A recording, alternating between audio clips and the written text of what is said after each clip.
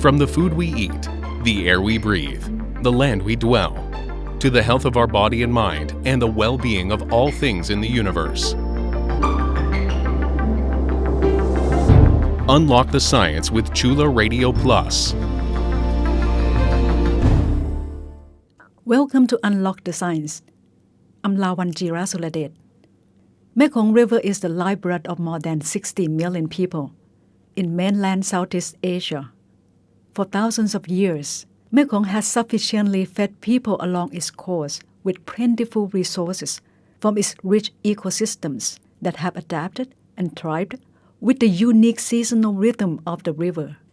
But right now, Mekong River is facing imminent threat from adverse impacts of hydropower dams that threaten to destroy the delicate web of lives that sustain people of Mekong region.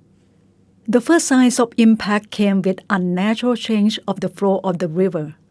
Before the 1990s, people along Mekong River could exactly foretell when the river would rise up during monsoon month and when the water would recede back down during dry season. However, after the completion of Manwan Dam, the first hydropower dam on the main stream of Mekong River at China's southwestern province Yunnan in 1993, the predictable nature of Mekong River has changed forever. According to a report of the Mekong Butterfly, a group of local environmental activists based in Thailand, at the beginning of rainy season in May of that year, people in the lower reach of the dam found that water level in Mekong River, which was supposed to rise up during this time of year, was instead plummeting, despite of the normal rainfall. Moreover, Mekong water level statistics of the Mekong River Commission shows the rise of average Mekong water level during the drier months from November to April since 1993. This rise caused an unprecedented flood in 2014, when the dry season flow reached record highs of up to 3 times its long-term average. The Mekong River Commission, or MRC, is an intergovernmental organization consisting of the 4 countries of Lower Mekong, which are Vietnam, Cambodia, Laos, and Thailand.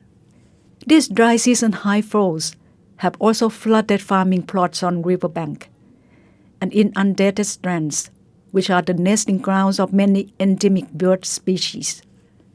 Flow, which has never happened before the construction of the Manwan Dam, are taking a heavy toll on both the fragile ecosystems and the livelihood of local communities along Mekong River. Study of the MRC and other environmental agencies, including the Mekong Butterfly, show common agreement to this conclusion. On the other hand, lower water level in wet season is disrupting the spawning cycle of many Mekong fish species. This had depleted Mekong fish stock, which is a vital source of food and income for millions of people in the region. A study by the MRC has estimated that if this trend continues on, the fish population in some parts of the river will drop as much as 75% by 2040. As more new hydropower dams have become operational on the upper reach of mainstream Mekong River, people in its lower basin will face greater impacts. Currently, there are 13 dams operating in China, and another 2 recently started their operation in Laos. These dams have affected the ecosystem of the river in Cambodia and Vietnam, which are situated further downstream. The Mekong River Commission has cautioned that these dams are trapping loads of river sediment in their reservoir, triggering erosion throughout the entire length of the river, and that by 2040, only 3% of sediment will reach the river delta. Blocking the flow of nutrient-rich sediment to Mekong Delta will also significantly reduce soil fertility in the agriculture heartland that is known as the Rice Bowl of Vietnam. This will threaten food security of the entire region. Unlock the Science is pleased to welcome Brian Eyler, Director of Southeast Asia Program at Stimson Center, which is a nonprofit think tank based in Washington, D.C. He also heads the Mekong Dam Monitor Project, which is an online platform monitoring Mekong River and its basin. Our reporter Prat Ruchit Wanarom discussed with him on these adverse impacts of hydropower dams. What is the current trend of the hydropower development and its impact on the people and the nature along Mekong River? Yeah. Well, let me first talk about the Stimson Center's Yeah. contribution. We have derived something called a virtual gauge. And so instead of having a physical gauge alongside of the river, we use Sentinel, European satellite imagery to process and estimate the level of rivers and reservoirs and lakes.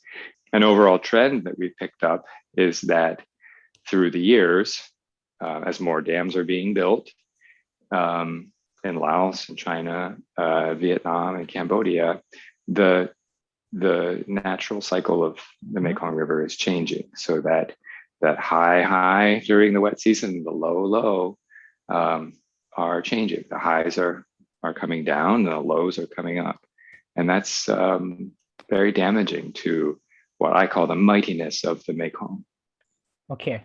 Could you please share your direct experience on the impact of the hydropower dam? Yeah, that's a good question. You know, I've been following the Mekong for a long time, and I launched a small blog when I wasn't working at the Stimson Center at this time, called East by Southeast, and we launched it in 2013.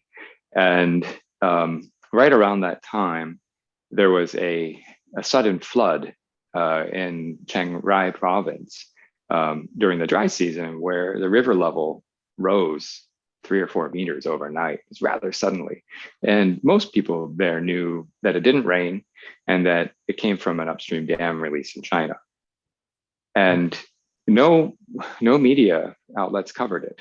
Very few researchers picked up on it. And only one article was written about it. I know because I commissioned that article to be written for my blog. And I look back at that, and again, that's the only kind of written piece about this extreme flood event caused by a dam in 2013. Millions of dollars in damage was delivered to the riverbanks. Livestock was washed away. People's farming assets, equipment were washed into the river. And that hurts poor people the most. And again, it wasn't covered in the media. Now with the Mekong Dam Monitor, through our notifications and our actions with Eyes on Earth, and also the efforts of many, many others, even slight rises in the river are being covered by numerous media outlets. And we are delivering this near real-time information to communities, to the media, to government authorities, all at the same time, so that they have time to prepare and adapt for these upstream changes coming downstream. Now, it's not stopping the upstream behavior, but at least it's giving people a chance to adjust and adapt and reduce their own risk and exposure to these upstream floods that come downstream, as well as the restrictions. Mm-hmm. That is quite very good to hear that there is some good development. But if the Mekong country continue on to build more hydropower dams, what do you think? What will happen to Mekong River in the future? Well, the Mekong River is already in a lot of trouble. There are already over, by our count, 200 dams built in the Mekong system when you count irrigation dams and smaller hydropower dams in China and in Thailand, on top of the 100 or so that are built in Laos. So each of these dams deliver what I call a death of 1,000 cuts to the mightiness of the Mekong. They disconnect the ability for fish to travel upstream and downstream and their normal migration patterns. They prevent sediment from flowing downstream and nourishing the land and the people that draw resources from the land. And they change that natural hydrological cycle, that up and down, the flood pulse that comes through each year. And more will be built. So I worry. I worry that the Mekong Basin has already passed its point of no return for its ability to replenish itself ecologically and allow nature to do its work. And that's a troublesome conclusion if it indeed is true. So that means declining fish catches, declining agricultural yields from traditional forms of agriculture, and declining livelihoods for tens of millions of people. But we need to, again, test this assumption because the last 2 years of continuous drought, that's a meteorological drought and a lack of rainfall exacerbated by dams, could be just a kind of abnormal weather pattern. We'll have to wait and see this year if the rains come. And most predictions say that this year will be a wetter year than the previous years. So again, it's an assumption to test. Has the Mekong passed its ecological point of no return? Certainly more dams are going to take it closer to that point of no return if it's not reached. And fewer dams built in the future would be better for the Mekong. And importantly, there are lots of alternatives there to hydropower development if power generation is to be sought and expanded in the future, like solar and wind and other forms of power generation. Do you think who and where will affect the most from adverse impact of hydropower dam if we do not stop or make a sustainable way to develop the Mekong? Sure. Well, the poorer you are along the Mekong, the more you're hit. I think that's a general rule. The less you're able to adapt to the changing surroundings. So that's not a where. It's where because if you're closer to the Mekong, the poorer you are, the more difficult it is. And I would say the more that your traditional way of life relied on the Mekong for fish catch and also farming, and if you don't have resources to adapt, then that's going to hit hard. And we're talking about tens of millions of people. I think the greatest concentration of vulnerable people are in Cambodia. Like the highest number and the greatest concentrations. There are millions of people who derive both their income and their protein from the Tonle Sap Lake fish catch. And that fish catch is declining. So, you're hitting people's tummies and their wallets, right? Their diets and their income. And with very little recourse, they can't just pack up and go work in a factory in a city. It's not that simple. So I think a severe erosion of natural resource provision in Cambodia could lead to crisis, could lead to mass migration of people out of Cambodia. We're already seeing this, right? You have Cambodians coming to Thailand. I think that will pick up. They could go to Vietnam too. Could lead to a political crisis in Cambodia. And then if these things happen, then the whole world watches and the whole world gets involved or should get involved, including China. Vietnam has a very similar situation with even more people in Cambodia than Cambodia living in the Mekong Delta. But Vietnam has more resources to kind of plow into the problem and actually has a plan to build resilience and restore the natural processes of the Mekong Delta, called its Resolution 120. But still, Vietnam is threatened by both upstream dam impacts and then sea level rise with the Mekong Delta looking to be mostly underwater and by the end of the century. We will take a short break now. You are listening to Unlock the Science on Chula Radio Plus. Hydropower dams had long been seen as the ideal solution of economic development and the source of cheap and clean renewable energy in supporting the growth of Mekong region economies as far back as the 1960s. It was a good plan at the time, since Mekong countries have a larger number of flowing rivers where hydropower dams can be built, especially the mighty Mekong. Among the Mekong nations, Laos is the most ambitious country in the terms of developing its economy by relying on hydropower development. In the past decade, the Lao government has actively promoted foreign hydropower investment. This small and landlocked country aspires to become the battery of Asia. Laos news agency has reported that it was expected that by 2020, its government would operate hundreds of new hydropower dams across the country to generate up to 28,000 megawatts of hydroelectricity. This amount is almost enough to power all of Thailand for a year. Selling electricity to its power-hungry neighbors is the key source of foreign currency revenue for Laos. But do Mekong countries have to continue building hydropower dams to meet their energy demand? The cost of wind and solar energy and their storage technology has been falling. This could present a prime opportunity for Mekong countries to replace impactful hydropower dams with more viable renewable alternatives. A report by World Wildlife Fund has indicated that with proactive policy and planning to pursue sustainable energy path, the region could meet future power demand with considerable lower development of hydropower. Consequently, this would mitigate the negative impacts of hydropower on the fragile Mekong ecosystems. Up next, we are going to talk to Associate Professor Dr.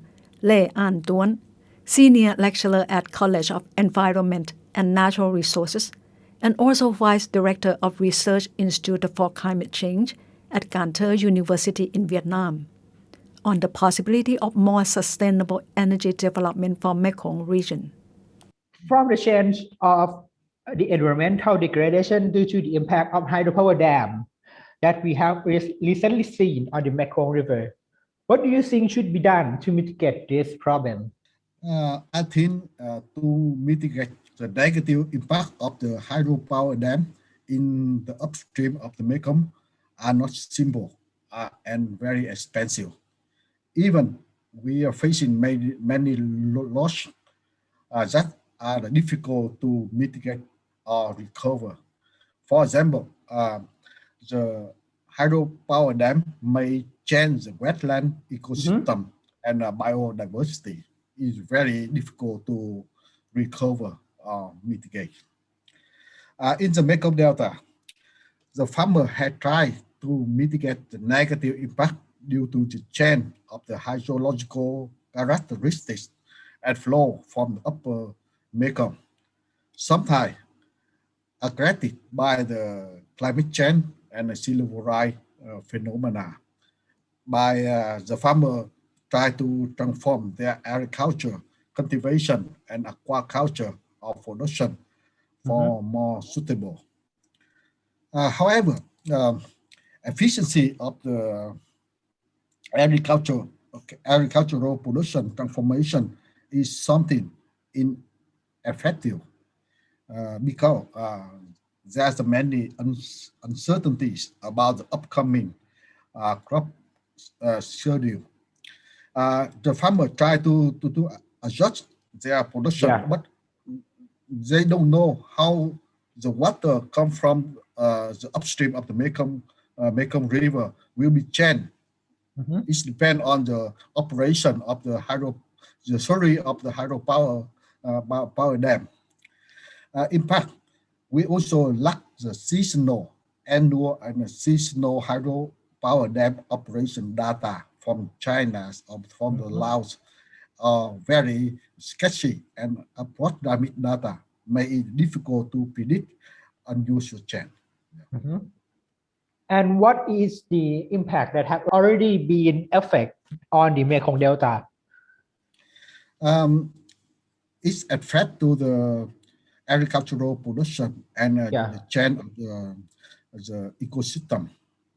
And we face many saline intrusion from the sea because the lack of the fresh water from upstream, and many bank erosion due to the lack of the sediment. The fishery should also reduce very much. Okay. As we have seen that hydropower dam has playing a big part in many Mekong country economic. Do you have any suggestion on what are more sustainable alternative plan for economic development for Mekong region? The need for more electricity and for economic development is also quite necessary for the country in the Mekong Basin. However, we can mitigate both environmental and social problems by sharing risk or benefit. In the short term, it is not invisible to develop more hydroelectric projects because it will make more problem more and more complicated and difficult to solve. And next, all the countries can find alternative energy source, such as the development renewable energy, cleaner energy source, such as the solar energy, wind, biomass, or even the seaway energy. The energy sources are very potential and abundant in the tropical Asian Pacific region. The cost and the technical for the renewable energy source are increasing cheaper and more efficiency than this recent decade. At the same time, the country in the region need to promote energy saving and efficiency use of energy. Yeah, I think we have many ways to solve the problem. Do you think what role the MRC and its member countries should play in order to promote sustainable development for the good of the nature and the people in the region? I think we need to realize that the Mekong is a common natural property for all countries and all the people who are living in the basin. The water in the Mekong River is a common use for everyone, and the MRC and intergovernmental organization that coordinated and support the sustainable development in the basin. The MRC had also seen the challenger and the risk posed by the unsustainable development in the country, in particular adding their relation to the climate crisis and the natural disaster. However, the embassy have yet to pressure China and other countries such as Laos to share the fully and accountability in the operation of the harmonization of the dam and had not formed an accountability mechanism to share the risk in economic, environment, and society among the upper and lower Mekong countries. Perhaps the MRC also need to come up with an initiative to set up the fund to overcome the risk and mitigate the challenges in exploiting the Mekong River shore. And I think the MRC should use this lesson to the Lao government or the investor to understand the situation and try to stop to build the hydropower dam as much as possible. We can review many lessons learned, not only in the Mekong River basin, but also in other countries in the world, like in the European or in the American. They try to reduce the use of the hydropower dam or for promoting the renewable energy. From the start of our journey, to understand more about Mekong River, we can clearly see that the river is more than just a mere waterway.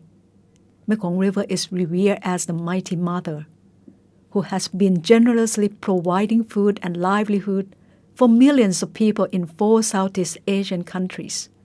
But in recent time, Mekong River has been treated mainly as a source of hydropower that generates revenue for governments and major corporations, one after another. Big hydropower dams have been built over the river, cutting down its free fall into pieces. Some have said Mekong River has already reached its point of no return. Yet, the solution for sustainable growth of Mekong region through cheaper, cleaner, and more efficient renewable energy are still available. It is clear that critical time for saving our mother Mekong has to start now, and it is upon us to choose the path. Unlock the Science would like to thank Brian Eyler, Director of Southeast Asia Program at Stimson Center, and Associate Professor Dr. Anh Tuan, Vice Director of Research Institute for Climate Change at Tho University in Vietnam, for sharing their insights on the current challenge and the way forward for Mekong River and our region. I hope you enjoy our program. You can listen to Unlock the Science on Chula Radio Plus at FM 101.5 every Saturday from 1 p.m. to 1:30 p.m. You can also listen and follow us on our website, curadio.chula.ac.th, and our Facebook page. And our program is also available at podcast. See you again next Saturday. Have a nice day.